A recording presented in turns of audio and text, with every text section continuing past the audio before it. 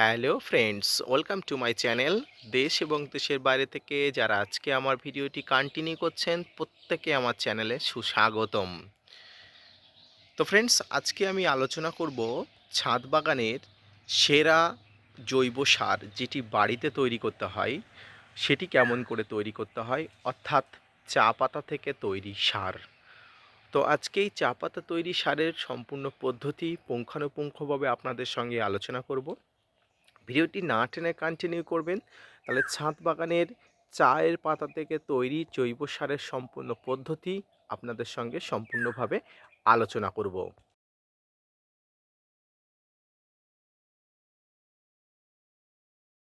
Friends, আজকের video থেকে আমরা যা যা জানবো সেটি হচ্ছে ঘরোয়া উপায়ে কিভাবে চায়ের পাতা দিয়ে জৈব সার তৈরি করা যায়, গাছে চা পাতা তৈরি জৈব সার কখন প্রয়োগ করবেন এবং কোন সময়ে প্রয়োগ করবেন না, ভুলভাবে চায়ের পাতা তৈরি জৈব সার গাছে ব্যবহার করলে গাছে কি কি ক্ষতি হতে পারে, চা পাতা তৈরি জৈব সার থেকে কি কি উপাদান পাওয়া যায়, চা পাতা তৈরি জৈব সার ব্যবহারের সঠিক নিয়ম, এই সব কিছু নিয়ে আপনাদের সঙ্গে সমস্ত কিছু আলোচনা করব।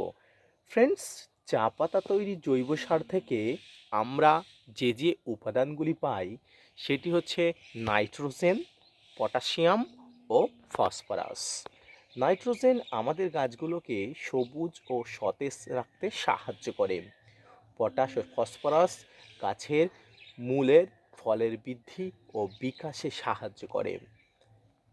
গাছে কখন এবং কোন সময়ে এই সার প্রয়োগ করবেন না, চা পাতা তৈরির জৈব সার গাছের মাটি প্রস্তুত করার সময় কম্পোস্টের পরিবর্তে আপনারা ব্যবহার করতে পারেন। এছাড়া কোকোপিটের পরিবর্তে ব্যবহার করা যায়। গাছের বৃদ্ধি, বিকাশ, পাতা হলুদ হয়ে গেলে এই সার ব্যবহার করা যায়, কিন্তু এটি সময় এই সার ব্যবহার করা যায় না। সেটা হলো গাছের বৃদ্ধি হওয়া, সবুজ পাতা ও সতেজ কিন্তু ফুল ফল আসছে না, তখন এই গাছে সার ব্যবহার করা যাবে না। কারণ এতে গাছে নাইট্রোজেনের বৃদ্ধি পেয়ে যাবে, গাছের বৃদ্ধি হবে এবং ফুল ফল আসবে না। এবার আসুন আমরা কিভাবে এই চা পাতা থেকে এই জৈব সার তৈরি করব। ফ্রেন্ডস, সর্বপ্রথম আমাদের বাড়িতে ব্যবহৃত চায়ের পাতা আমাদের ৮-১০ দিন সংগ্রহ করে রাখতে হবে, বা আপনারা আপনাদের এলাকাতে যেসব চায়ের দোকান আছে সেখান থেকে এই চায়ের পাতা প্রচুর পরিমাণ সংগ্রহ করতে পারেন। এবারে সংগ্রহ করা চায়ের পাতাগুলো ভালো করে জল দিয়ে ধুয়ে নিতে হবে, কারণ এই সংগ্রহ করা চায়ের পাতাতে দুধ এবং চিনির মিশ্রণ থাকে। এই মিশ্রণটি গাছে ব্যবহার করলে আপনার গাছে পিঁপড়ার আক্রমণ হতে পারে, সেক্ষেত্রে গাছ অনেক রোগে আক্রান্ত হতে পারে। সেই জন্য দুধ এবং চিনির মিশ্রণকে আলাদা করার জন্য একটি বড় পাত্রে চায়ের পাতাগুলো রেখে এই মিশ্রণটিকে সম্পূর্ণ ভালো করে ধুয়ে এবং ছেঁকে নিতে হবে। এরপরে এই চায়ের পাতাটি রোদে ভালো করে শুকিয়ে নিতে হবে। দেখবেন প্রচণ্ড রৌদ্রে ভালো করে শুকিয়ে নিলে চায়ের এই যে পাতাগুলো একদম শুকিয়ে খসখসে হয়ে যাবে এবং একদম শুকিয়ে যাবে। ফ্রেন্ডস, এবারে এই শুকানো চায়ের পাতা ফ্রেন্ডস এবারে আপনারা যে চায়ের পাতাটা শুকিয়ে নিলেন, দেখবেন এটি এখন ব্যবহারের উপযুক্ত হয়ে গেছে।